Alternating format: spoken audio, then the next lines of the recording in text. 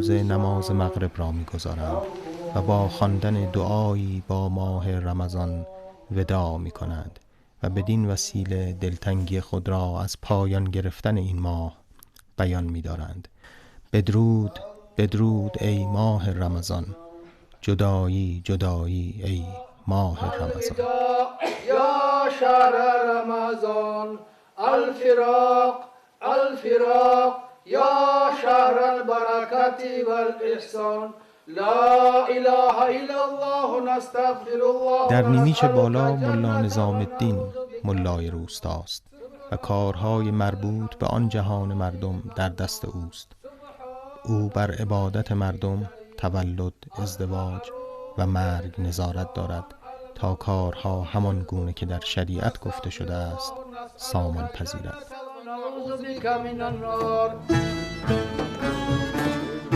پس از دعای وداع آنها بر سر سفره افطاری با خوراکی ساده و بی آلایش روزه می گشایند. خوراک امشب آنها ترکیب ساده ای از مقداری رشته و سبزی است، آشی به نام آش بریده که آن را همراه با نان و چای می‌خورند.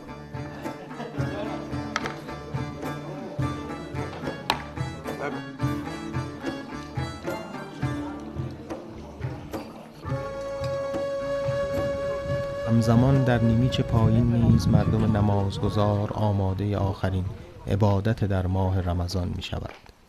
اینجا اما برخلاف نیمیچه بالا مسجدی وجود دارد.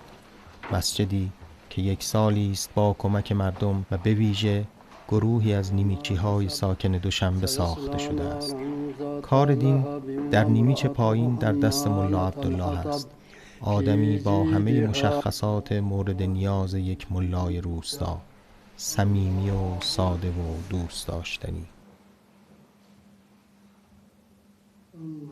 در طول 30 روز ماه رمضان هر روز یکی از آدمهای برخوردارتر کار خوراک افطاری را بر عهده می‌گیرد و گاه 2 یا 3 نفر به طور مشترک عهده‌دار این میهمانی می‌شود.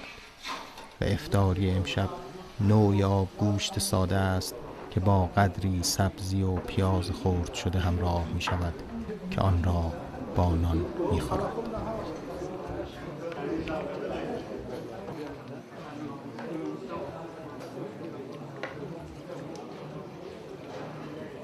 جز ملا عبدالله که بی او هیچ مراسمی برپا نمی شود، حاجی سعدالله رئیس شورای نیمیچ که برخوردارترین آدم همه این اطراف است و نیز دامادش عبدالرزاق رئیس جماعت جعفر که بزرگترین روستایش همین روستای نیمیچه است همیشه حضور دارند و چرخ اجتماع مردم بر محور این 3 می گردد: دین و ثروت و سیاست. این هر 3 تن از خویشان و دوستان قدیمی و صمیمی یکدیگرند.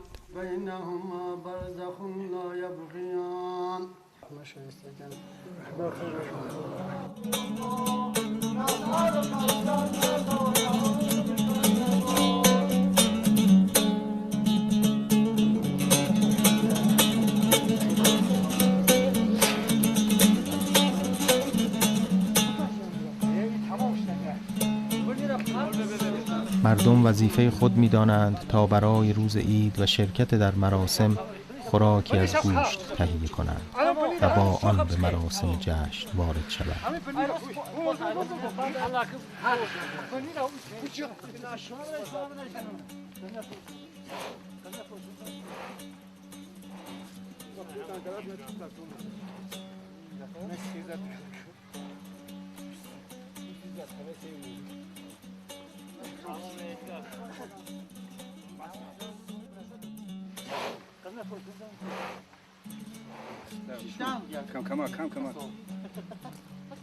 بیشتر مردم روستا توانایی آن را ندارند که خود جداگانه 4 پایی را قربانی کنند مگر توانگرها، و بقیه معمولاً از چند روز پیش میزان گوشتی را که برای این روز می‌خواهند به اطلاع گوشت فروش های روستا میرسانند و آنها وقتی میزان درخواست ها به اندازه 1 گاو رسید آن را سر میبرند و به نیت جمع قربانی می کنند و گوشت ها را بر اساس نرخی که شورای روستا تعیین کرده است به مردم می فروشند.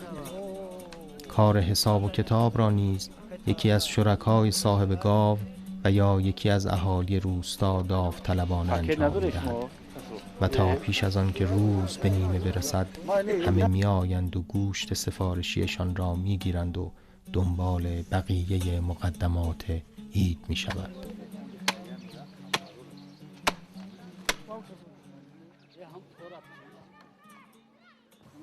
در تنها مغازه بزرگ نیمیچ خریداران از صبح زود در کار خرید ملزومات مورد نیازند و از ملزومات عید خریدن هدایای مختلف، لباس نو و انواع شیرینی ها و خوردنی های گوناگون است که مغازه‌دار آنها را چند روز پیش برای فروش از شهر به روستا آورده است.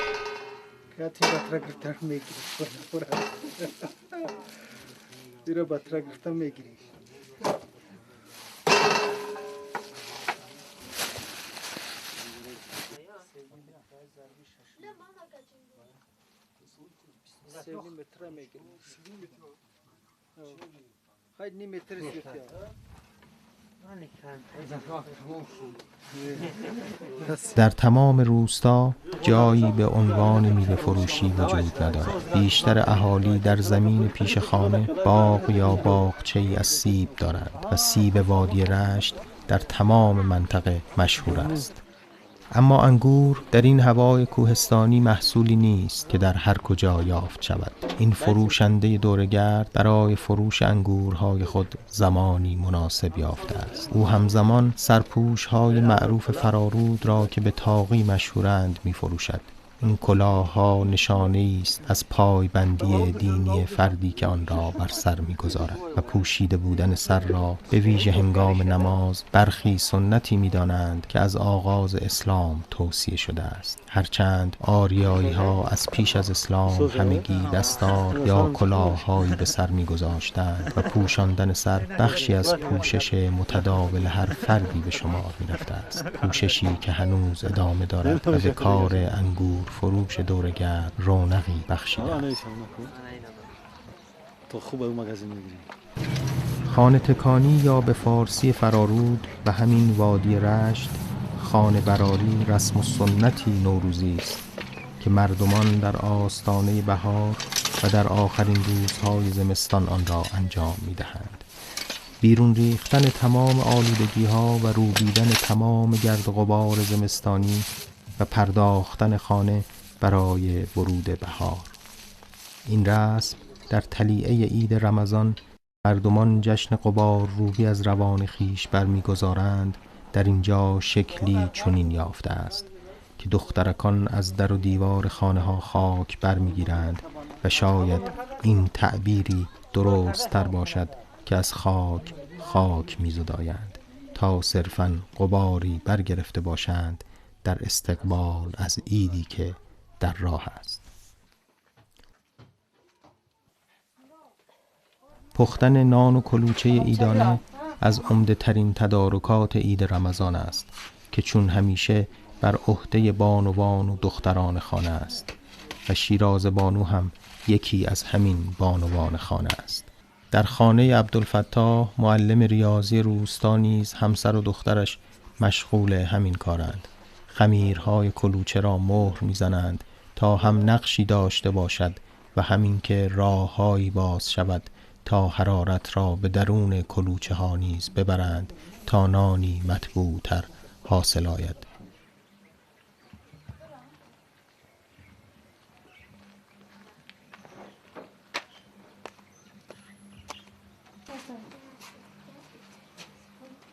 پس از پختن نان و کلوچه آنها را مرتب و آراسته در بخچه‌های بزرگ میپیچند و در جای مناسب میگذارند تا فردا که سفره عیدانه پهن میشود تازه و مطبوع و نرم باقی بمانند. تا عید فردا هنوز فرصتی باقی مانده است.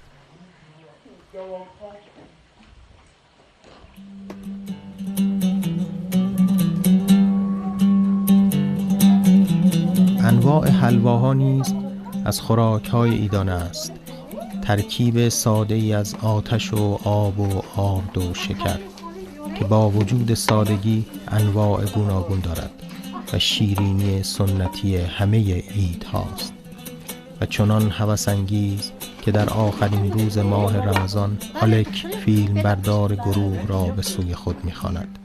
در روستایی که همه مسلمانند، آلک از روزهای تاجیکستان نه فقط آزاد است که روزه نباشد که از میهمان نوازی نیمچی ها هم برخوردار می شود. پیداست که بانوی این خانه حلوایی خوشمزه پخته است و آدمی خوشحال می شود که در اینجا کسی نگران ایمان کسی نیست، کسی به اجبار قرار نیست اطاعت خداوند کند. حلاوت عبادت را باید در آزادی انجام آن جستجو کرد. در آخرین روز ماه رمضان در خانه ملا عبدالله نیز جنب و جوشی برپاست. او پیش از هر کاری چون هر روز آیاتی چند از کلام خدا را می‌خواند که گفته شده است نخستین آیات نخستین بار در همین ماه بر زمین نازل شده‌اند.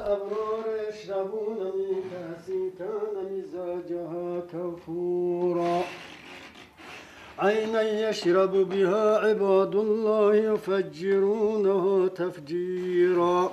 ملا عبدالله مانند بسیاری از نیمیچی ها در کار پرورش زنبور عسل است و باغچه‌ای از سیب دارد.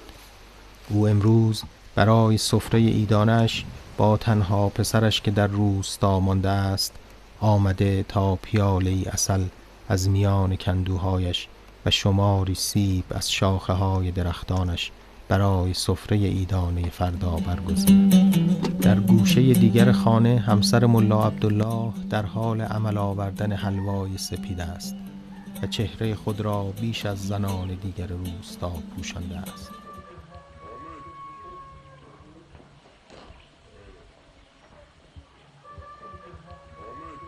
عید چی؟ عید رمضان. خب بعد این چی هست حالا؟ این آرد روغن و سرخ میکنی در دیگه در علاوه، بعد این میتونه خنکش منی و سفیدش میکنی، قنداوش منی میریزیش، بعد از جاگه ها پرش منی. این حوزی طولم سفید نشده است. این باید رنگش سفید شود. باید که سفید شود، سفید این میشه. آرد با آب و شکر دیگه چی؟ آرد روغن اول سر این تریوج میکشیم. آرد و روغن. بعد میمونیش خنک میشه، میشکیش سفیدش میکنی، بعد قنداوش میریزیم. قنداب میریزین روش؟ قنداب میریزیم، میشکی مرد این رنگ همی میشه. بعد از جاگه ها میگیرید در تقسیم چه ها میگیرید در دسترخون آروم.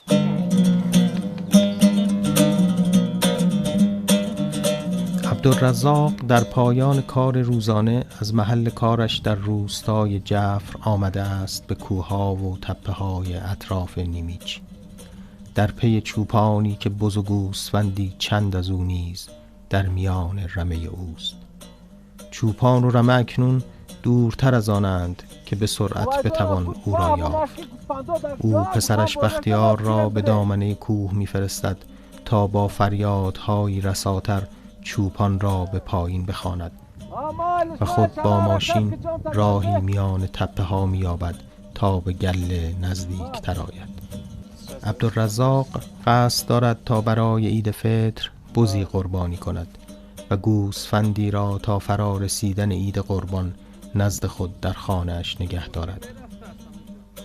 او زندگی متوسطی دارد، اما منزلت اجتماعیش اجازه نمی‌دهد که همچون اکثریت مردم در یک قربانی دست جمعی شرکت کند.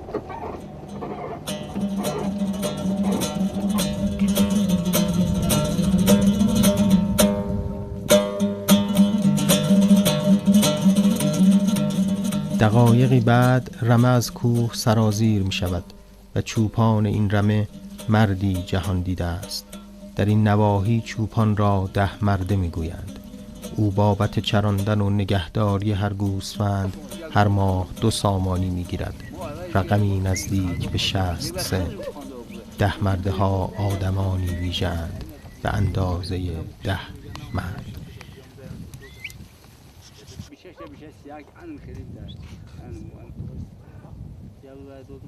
جام کتاب مولک یک